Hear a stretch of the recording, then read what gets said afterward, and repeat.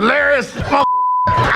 You were cold as ice. But still, Rick James, even after taking a beating like that, Your couch. my very first show, a woman said, "Hey, you can't talk like that around here." I was like, "Really?" When I walked in here, it said comedy club above the door in that tabernacle. So Most comedians tell jokes. Charlie Murphy told stories that ruined celebrity reputations for fun. One minute you're a legend, the next minute Charlie's on stage exposing you as the guy who got embarrassed by Prince or turned into a viral story nobody could ever forget. Charlie's stories hit different because he never sounded desperate for Hollywood approval. He seemed like a guy who barely cared if Hollywood liked him at all. That attitude, it made celebrities nervous. like on the way down here, I was in the car just assuming that when I got up on stage, there'd be somebody sitting in the front row not wearing quite enough clothing. Most folks met Charlie through Chappelle's show and those insane true Hollywood stories. But by then, Charlie had already spent decades living experiences that felt torn out of action movies. He grew up in Brooklyn, next to his younger brother, Eddie Murphy, at a time when their lives were anything but glamorous. You're the time haters.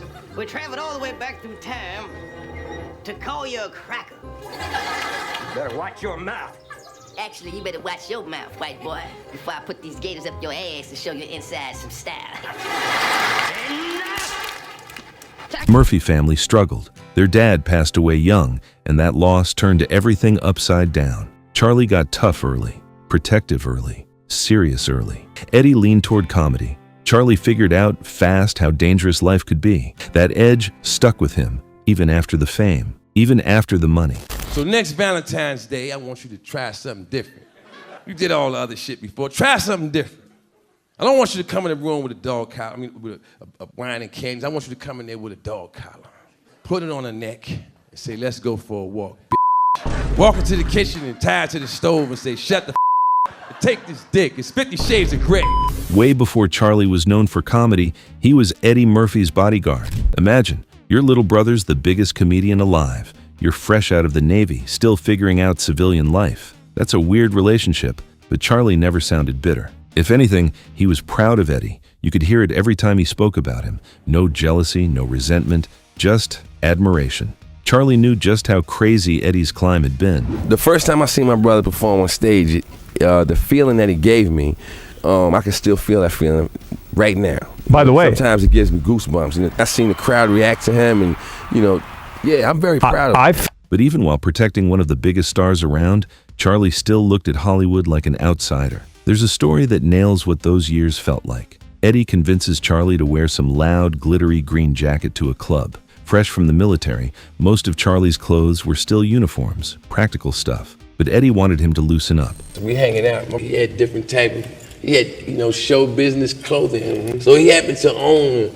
a glitter busboy jacket. From the boys are back in town. Yeah. Glitter busboy jacket. And we was going out to, I think it was Century 21 over there. That area was the club over there. I'm trying to get my I'm coming out the Navy. All I had was uniform. I put the busboy jacket on, and I had my chains and all that. And then we went to the club, and I thought I was clean. And we walking through the club, and I heard, "Who's that behind me?" Oh, that's his bro. What that dude? I don't know. He looked like he's a magician. They just said that nigga like a magician. I was like, yo, man, the jacket started burning. When that guy said that, it felt like somebody just poured kerosene on that jacket. Charlie wasn't just comedian tough. People genuinely thought he could fight, and that changes how audiences see you. When Charlie got intense on stage, you could never tell if he was joking. That vibe made everything funnier. Yes, Lord. And they brought me on the right time, too. We just coming off the heat wave. And, when you do stand up when it's hot outside, it's a whole totally different experience. There's this classic moment during his stand-up. Some guy kept heckling him, and while most comedians tossed back a joke or two, Charlie straight up challenged him to come on stage. The mood shifted fast. Suddenly, everyone realized this wasn't the usual comedian heckler bit. The heckler shut down instantly. Where's the check? Yes, give it to me. Watch me. This is you guys' money, right? Charlie made confrontation funny, but never sounded fake. Even the way he talked about violence was different. Someone asked him his favorite part of being a bodyguard. Without skipping a beat, he said, "Probably whipping somebody's ass." No dramatic setup, just pure honesty.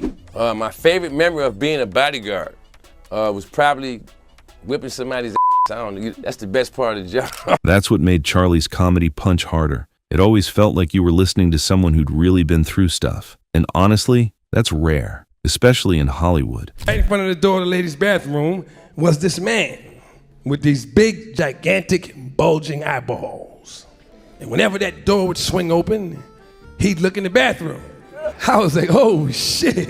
And that's when everything changed. Charlie Murphy always had wild stories, but Dave Chappelle saw what was missing. You had to see them. Once Chappelle's show brought Charlie's crazy celebrity run-ins to life in sketches, comedy just turned a corner. People weren't just hearing Charlie talk about these larger-than-life moments anymore. They were seeing it, sometimes getting blown away in the process. Man, you ought to take that cane and beat whoever made that suit to death. You vacuum that coat, man. Well, well, well. The most diabolical haters this side of the Mississippi. There are regular comedy sketches, and then there's the Rick James couch story. This thing wasn't just a skit. It became its own culture. Even people who'd never watched the show knew the infamous line, your couch. Darkness says, hey, Charlie Murphy. Oh, And we held him down, and we just wailed on his legs. you darkness, you black midnight. Charlie didn't stop there. He dropped another bomb, but this time it was Prince. Seriously, who thinks of Prince and basketball in the same breath? The setup is perfect. Prince invites them back to his place after the club for a pickup game. Nobody expects Prince to actually be good, but Prince destroys everyone on the court. But they were. I said, hey, you know what? You know what we're gonna call this? The shirts against the blouse. And when I said that, this look came on his face. He asked really? And I'm looking back at him thinking to myself, you know. Charlie's description seals it. Prince was dressed like, well, Prince. Fancy clothes, ruffles, tiny, and boots. No way he's an athlete, right? Then the game starts, and Prince plays like a pro. Later, Charlie admitted the sketch was played up for laughs, but the important thing stayed true. Prince could play ball. That twist became one of the funniest flips on a celebrity image ever. Over there, he had a nice environment. It was tight. This bores me. Would you like to come to my house and listen to some music? Ooh, that's cool. Fruity, get the car. Assemble your crew. I'll be outside. What made him stand out even more was that his everyday life seemed just as nuts as his Hollywood tales. Like when he walked into a store to buy rolling papers, the cashier says, "We don't sell drug paraphernalia." Charlie looks at the guy and goes, "You sell alcohol, you sell condoms, you even sell ham sandwiches and you're Muslim." That's just raw Charlie Murphy. Quick, blunt, hilarious. Walked into 7-Eleven and asked the dude for the rolling papers, and dude behind the counter got off, man. Had a scowl on his face. "We don't sell drug paraphernalia here." I was like, really? Why not? I mean, you selling alcohol here. Look, you got condoms, you got sex pills. You even selling ham sandwiches. You a Muslim. Or take the Hurricane Sandy story. The power's out for days. Most people would just whine about it. Charlie turns it into a joke about his son clowning him because he can't turn the lights back on. Why do we gotta listen to you? You can't even get the power on. And Charlie's honest about it. The little boy had a point. Like Hurricane Sandy. Hurricane Sandy? Hurricane Sandy left me without power for 5 days. I was not prepared to not have power for 5 days. 5 days is long enough for your kids to start second-guessing your authority. 3 days into that, my son walked up to me and was like, hey, so we gotta listen to you. You can't even get the lights on. That's why people trusted him. He never pretended to be cooler than he was. If he lost, he'd admit it. If something embarrassed him, he'd share it anyway. That kind of honesty makes you want to hear every story. Paula Deen is losing her entire empire. $17 million a year for saying the word nigga. I'm gonna tell you why that strikes me as strange, because I say nigga about 200 times a day. Charlie Murphy had a wild gift. You'd be laughing at one of his stories, and suddenly he'd drop something dark that made the room go quiet. Most comedians want you to feel comfortable. Not Charlie. He was all about honesty, and honesty never plays by the rules. After one of my shows, they was like, "Child, man, Shaq is waiting for you in the dressing room, you know?" So I got real excited and rushed back to the dressing room, and the dressing room had one of them drop ceilings, which was fine for me, but when I walked in, Shaq was like this.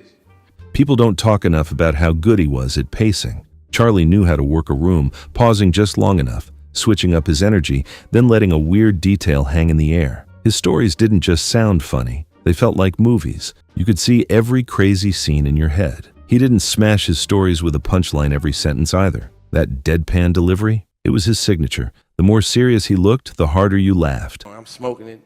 And anyone who smokes weed knows there's an exact moment when the weed kicks in. You be stuck for a moment, your ass be like this. So I was in front of the TV stuck, you know, and this commercial came on with Shaquille O'Neal selling this car. The Buick LaCrosse. Dave Chappelle got it. He always let Charlie have the floor on Chappelle's show because he knew Charlie wasn't just hilarious, he was believable. Audiences listened, leaned in, and waited for the next wild detail. Charlie had lived all that madness, and you trusted every word. Even Dave said Charlie changed his life, which says something, considering how many all-star comics looked up to him. I mean, you know, Charlie, and he was like, Charlie's been around the block. He's, you know, his brother is Eddie Murphy. He's seen the epicenter of like the fame that we all wanted to acquire, and he had great stories, and he was also a real nurturing dude. I think he gave me great advice. What made Charlie last was how little he cared about fitting in or impressing Hollywood. He sounded like Charlie Murphy, no matter who was listening. A town full of people acting like someone else, Charlie was just himself, sometimes almost too much, but that realness drew people in. You believed he told those stories the same way whether or not a camera was on. And the strangest things I've noticed in the last couple of weeks was I was watching TV, right? About 3 weeks ago, seeing these 3 women walk out this basement. If he'd come up with today's internet, he would have blown up even more. Imagine all those story clips going viral, every podcast wanting a piece of him, every insane line instantly turning into a meme. The best part, his funniest moments were totally unforced. He didn't chase the internet, people chased him. Even now his old clips keep popping up and they still crack people up. Not much comedy ages that well. A man in the KKK came up to me and said, "You know, Charlie, I usually hate niggers. But ever since that Dave Chappelle show came on, you and Dave make me and Bubba love niggers every Wednesday night. And I'm never going to be..." Then, suddenly, it all ended. Charlie died in 2017 after fighting leukemia, and fans were stunned. He didn't feel old. His presence felt bigger than life, like someone who would always be around. Comedians took it hard, not just because he was funny, but because he kept things real in a business that's mostly fake. Charlie was doing that role. I realized that he was probably the perfect person for him. And then in hindsight, as far as with him passing away or whatever, I just think this is a nice thing for people to see him being a part of a great body of work like that. Charlie's stories hit different because they made celebrities feel human. He didn't treat famous people like untouchable gods. He gave us Prince playing basketball, Rick James being completely wild, Eddie Murphy making him wear glittery jackets. Those stories landed because you could tell they were true, not just some made-up Hollywood tales. Teach you in basketball? It was a team sport. It wasn't a one-on-one game. And y'all seen the comedy sketch that was a distortion of what took place. Prince is how tall, though? I mean, Prince is about the same height as Cat Williams. Right. He's about 4. But Prince used to play basketball for his high school. Yeah, and we all seen what Nate Robinson did at the All-Star game last year. So you can't just... Charlie Murphy wasn't just a comedian. He was a master storyteller. There's a difference. Anyone can toss out jokes, but only a few people can totally captivate you just by talking about the messes and memories of their own life. Charlie did it easily. He could turn embarrassment into legend, chaos into hilarious folklore. Hearing him tell a story was like sitting up too late at a family get-together, listening to your funniest uncle. We don't sell drug paraphernalia here. I was like, really? Why not? I mean, you selling alcohol here. Look, you got condoms, you got sex pills. You even selling ham sandwiches. That's exactly why Charlie Murphy's stories and legacy are bigger than all the celebrities he talked about. Because when all the jokes were over, the real main character was always Charlie.